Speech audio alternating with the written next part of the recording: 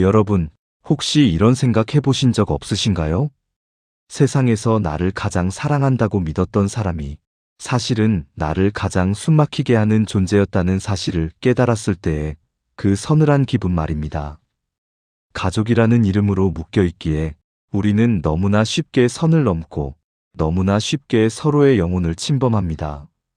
특히 부모와 자식 사이는 더욱 그렇습니다. 피를 나눴다는 이유 하나만으로 나의 모든 것을 공유해야 하고 너의 모든 것을 내가 알아야 한다는 착각 속에 빠지기 쉽습니다. 하지만 사랑이라는 명분 아래 행해지는 그 무분별한 공유가 때로는 서로를 갉아먹는 독이 되기도 합니다. 철학자 쇼펜하우어는 인간관계를 고슴도치에 비유했습니다. 추운 겨울날 서로의 온기가 그리워 가까이 다가가면 가시에 찔려 아프고 그렇다고 멀어지면 추위에 떨게 되는 딜레마. 이것이 바로 인간관계의 본질이자 비극입니다. 부모와 자식 관계도 이와 다르지 않습니다. 아니, 오히려 가시가 가장 날카롭고 깊게 박히는 관계일지도 모릅니다.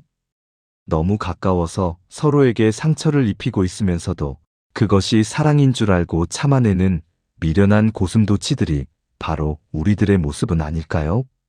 우리는 흔히 가족 간에는 비밀이 없어야 한다고 말합니다.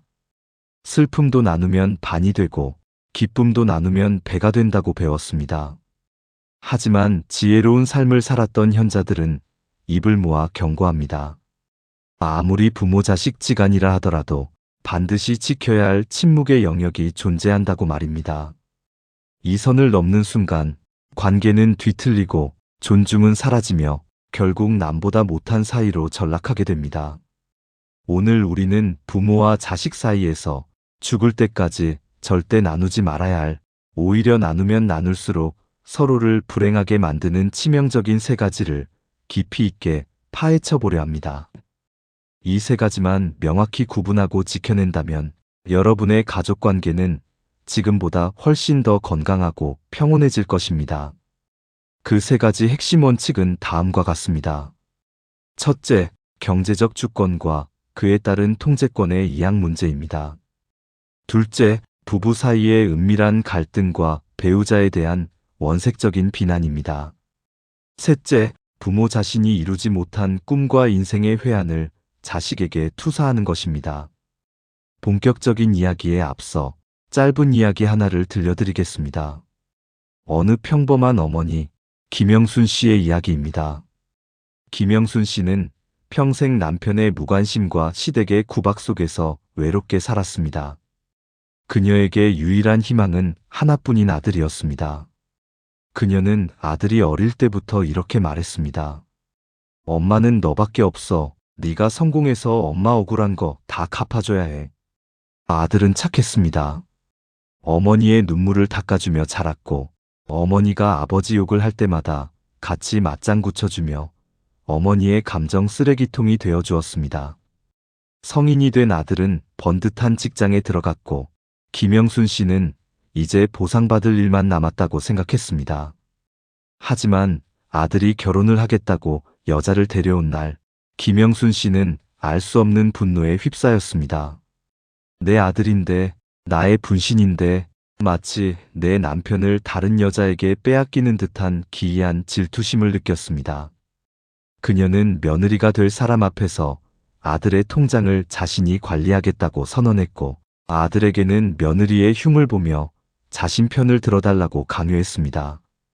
결국 아들은 폭발하고 말았습니다. 엄마, 제발 내 인생에서 좀 빠져주세요. 엄마가 짐스러워요. 그날 이후 아들은 연락을 끊었습니다. 김영순 씨는 텅 빈 방에 앉아 하염없이 울며 생각합니다. 내가 너를 어떻게 키웠는데 네가 나한테 이럴 수 있니? 과연 김영순 씨의 사랑은 진짜 사랑이었을까요? 아니면 사랑을 가장한 집착과 폭력이었을까요? 이 비극을 막을 방법은 없었을까요? 이제부터 그 해답을 하나씩 찾아가 보겠습니다. 첫째, 경제적 주권과 그에 따른 통제권의 완전한 이양, 즉 돈에 대한 경계를 허무는 것입니다. 많은 부모님들이 착각하는 것이 있습니다. 내 자식이 힘들게 사는 꼴을 못 보겠다며 자신의 노후 자금을 털어 자식의 빚을 갚아주거나 사업 자금을 대주는 것을 사랑이라고 믿습니다.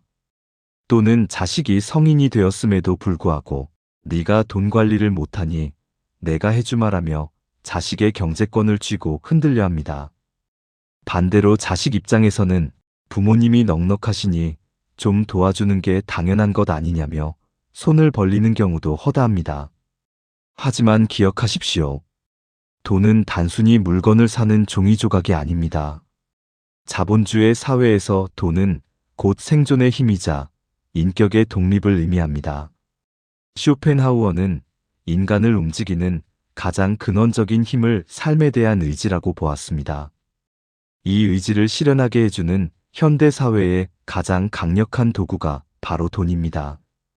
그런데 이 돈의 경계가 부모 자식 간에 흐릿해지는 순간 서로의 삶에 대한 의지가 충돌하거나 훼손되기 시작합니다. 한 가지 구체적인 사례를 들어보겠습니다.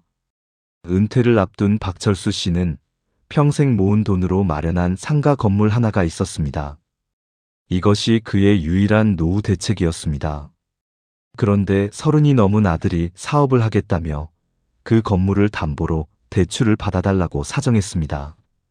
아버지, 이거 한 번만 도와주시면 제가 2년 안에 다 갚고 아버지 용돈도 매달 500만 원씩 드릴게요. 남들은 부모가 다 도와준다는데 아버지는 왜 그렇게 매정하세요? 아들의 원망 섞인 호소와 자신이 죽고 나면 어차피 물려줄 것이라는 생각에 박철수 씨는 결국 건물을 담보로 내주었습니다. 결과는 어땠을까요? 사업은 망했고 건물은 경매로 넘어갔습니다.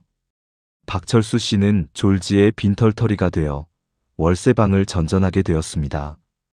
더 비참한 것은 그 과정에서 아들과의 관계가 완전히 파탄났다는 것입니다. 박철수 씨는 아들을 볼 때마다 내 인생을 망친 놈이라는 원망이 솟구쳤고 아들은 죄책감에 시달리다 못해 오히려 아버지를 피하고 연락을 끊어버렸습니다. 돈도 잃고 자식도 잃고 자신의 존엄마저 잃어버린 것입니다. 이 사례가 우리에게 시사하는 바는 명확합니다. 부모와 자식 사이라 할지라도 경제적 공동체가 되어서는 안 됩니다. 자식이 성인이 되는 순간 부모와 자식은 철저하게 경제적으로 분리된 남이 되어야 합니다. 이것은 비정함이 아닙니다. 오히려 서로의 인격을 지켜주는 가장 고귀한 사랑의 형태입니다. 쇼펜하우어는 타인에게 의존하는 삶은 필연적으로 고통을 수반한다고 말했습니다. 자식에게 경제적으로 의존하는 부모는 자식의 눈치를 보게 되고 부모에게 경제적으로 의존하는 자식은 영원히 어른이 되지 못한 채 부모의 그늘 아래서 시들어갑니다. 자식에게 돈을 주는 행위는 단순히 돈을 주는 것이 아니라 자식이 스스로 세상과 부딪혀 살아남을 힘을 빼앗는 것일 수도 있습니다.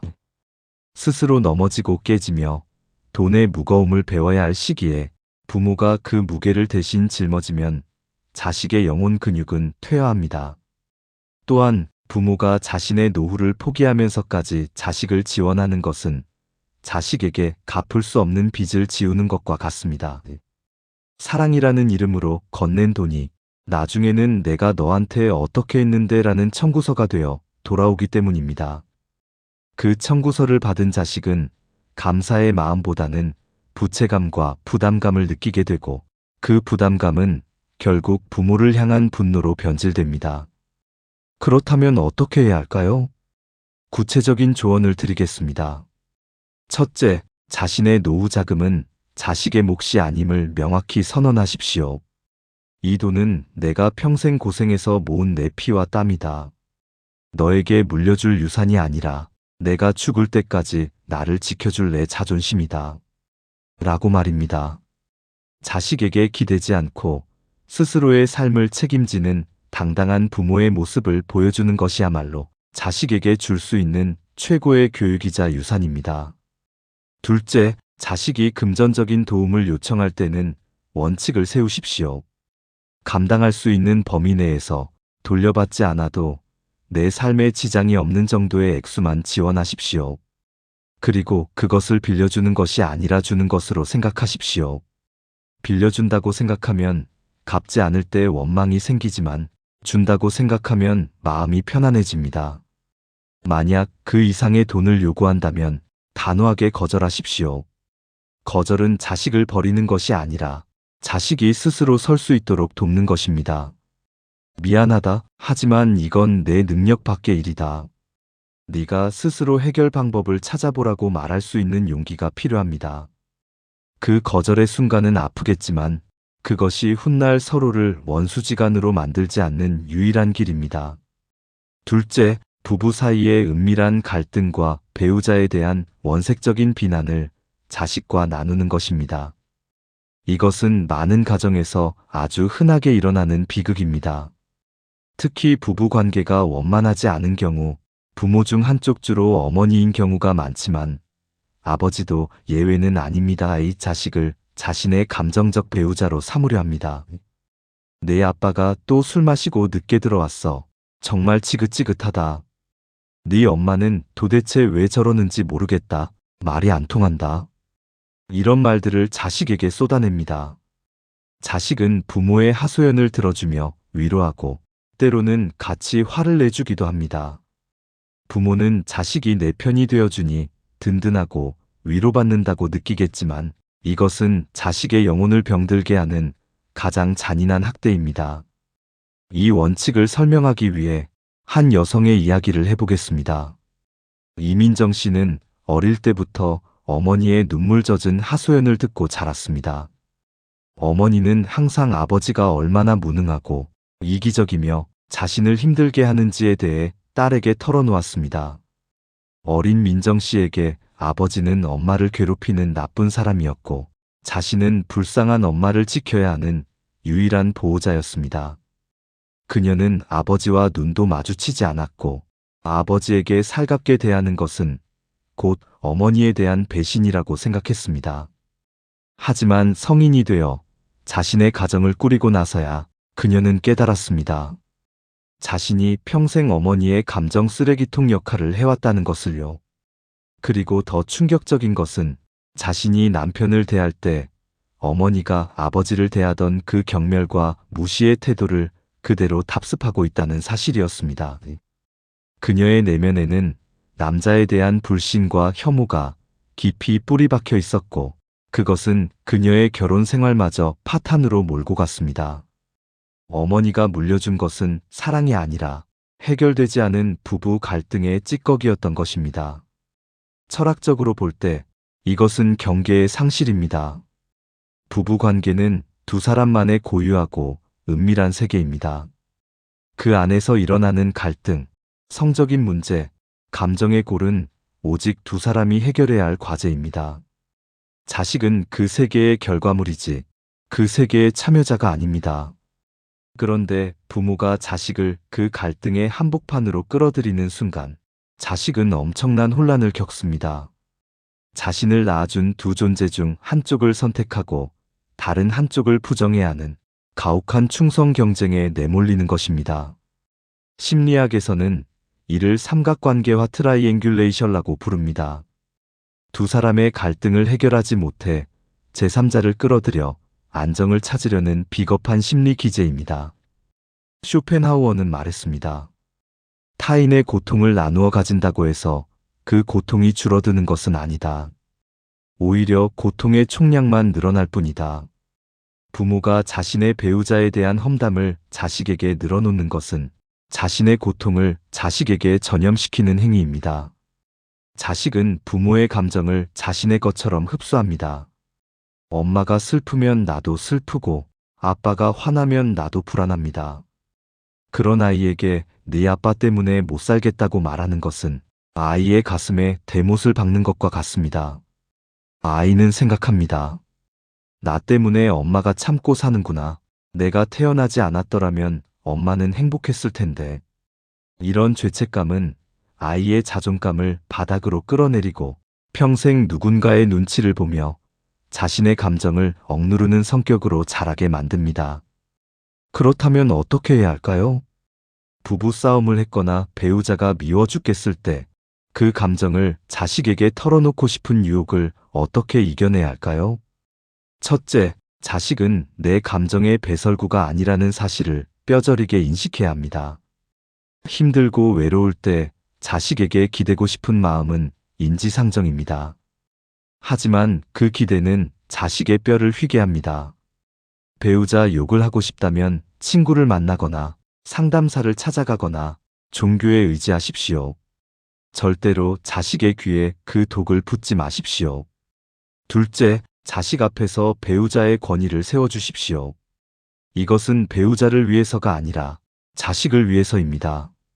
자식은 부모 양쪽을 모두 존경하고 사랑하고 싶어하는 본능이 있습니다. 설령 남편이 돈을 못 벌어오거나 아내가 살림을 못하더라도 자식 앞에서는 그래도 네 아빠가 너를 얼마나 사랑하는지 아니? 네 엄마가 너를 위해 얼마나 애쓰는지 아니? 라고 말해주십시오. 부모가 서로를 존중하는 모습을 보일 때 자식은 세상에 대한 신뢰와 안정감을 얻습니다. 셋째, 이미 자식에게 배우자 험담을 많이 했다면 지금이라도 멈추고 사과하십시오. 엄마가 그동안 아빠 욕을 너한테 너무 많이 해서 미안해. 그건 어른들의 문제였는데 너를 힘들게 했구나. 이제는 엄마가 알아서 해결할게. 이 한마디가 자식의 묶인 마음을 풀어주는 열쇠가 될 수 있습니다. 자식을 부부 싸움의 인질로 삼지 마십시오. 그들을 그저 자식으로 남겨두는 것, 그것이 부모가 줄 수 있는 가장 큰 평화입니다. 셋째, 부모 자신이 이루지 못한 꿈과 인생의 회한을 자식에게 투사하여 나누는 것입니다. 우리는 흔히 나는 못 배웠으니 너라도 공부해야 한다. 나는 의사가 되고 싶었지만 가난해서 못 되었으니 너는 꼭 의사가 되어야 한다고 말합니다.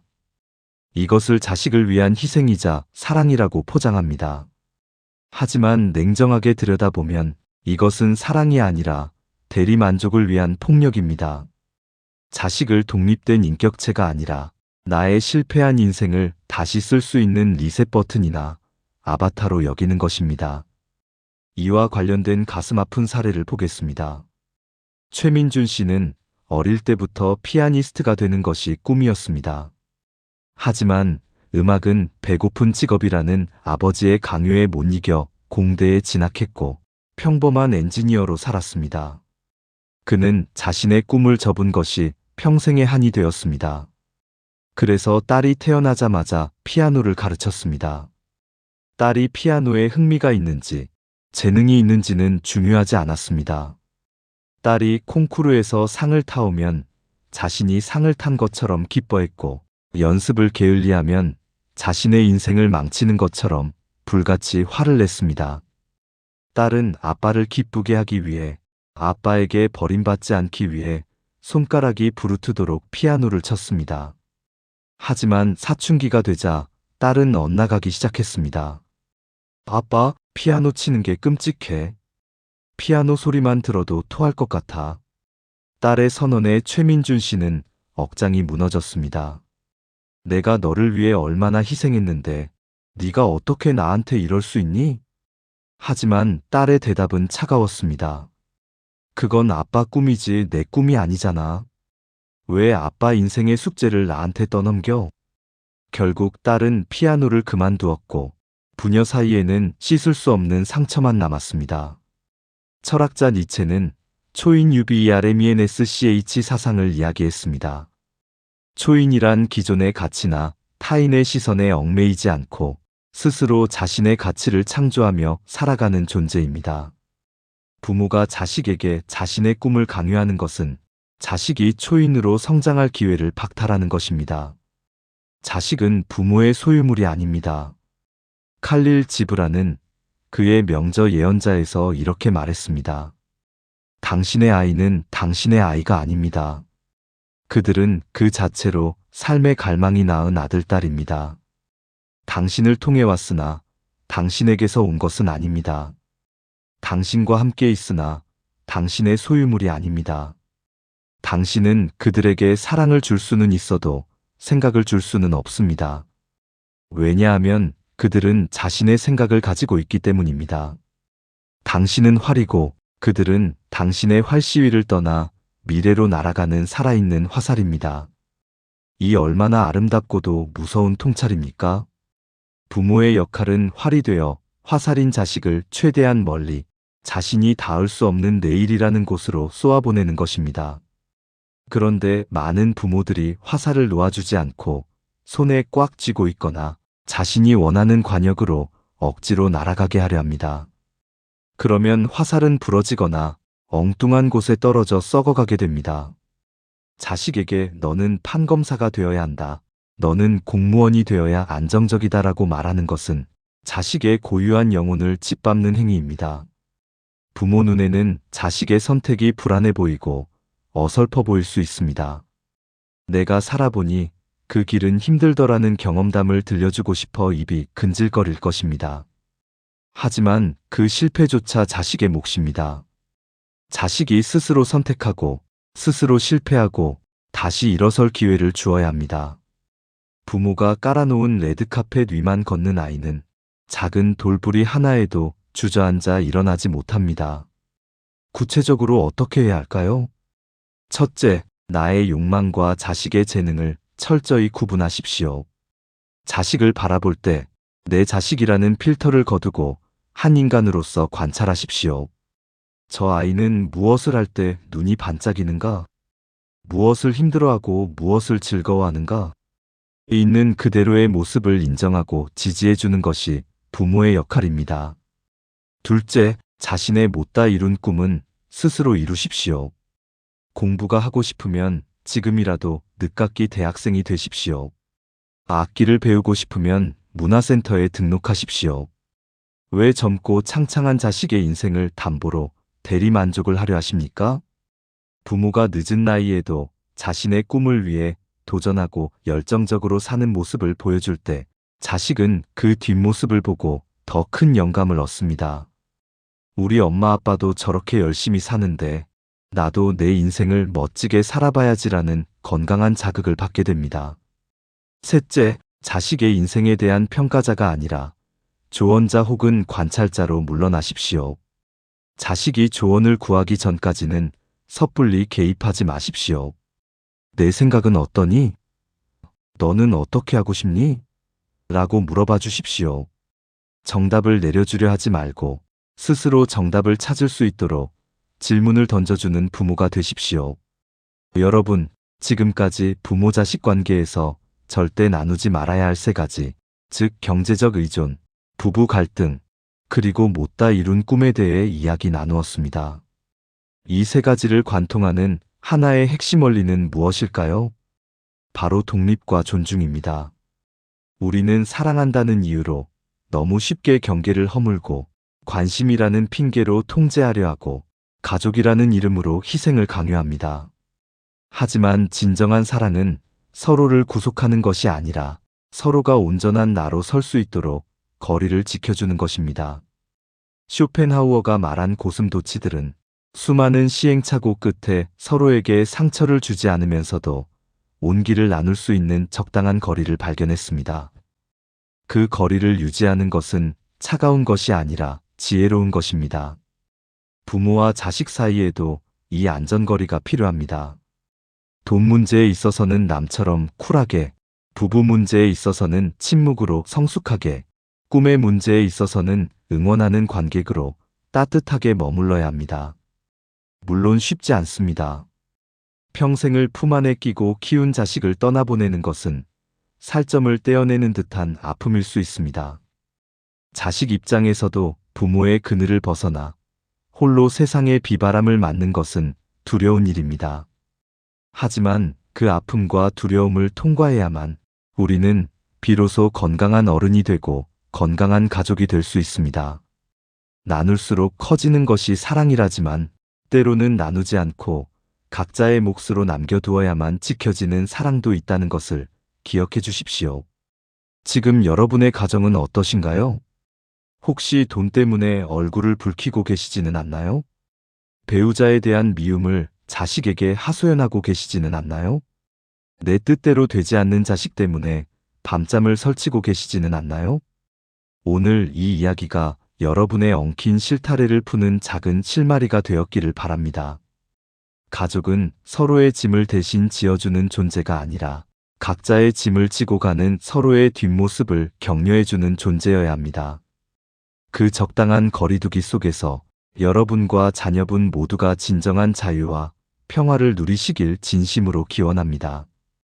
오늘 이야기가 여러분의 마음에 작은 울림을 주었다면 구독과 좋아요로 함께 해주세요.